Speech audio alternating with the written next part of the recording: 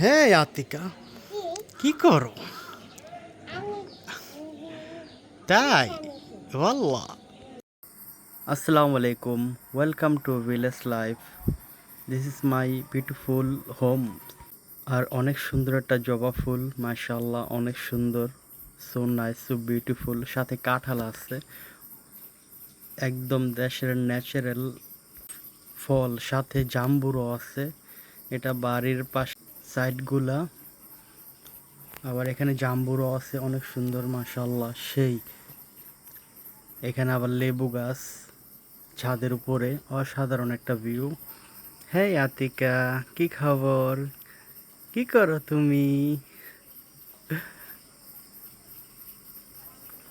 এটা আমাদের বারান্দা। আতিকা কই যায়? আতিকা কি করে?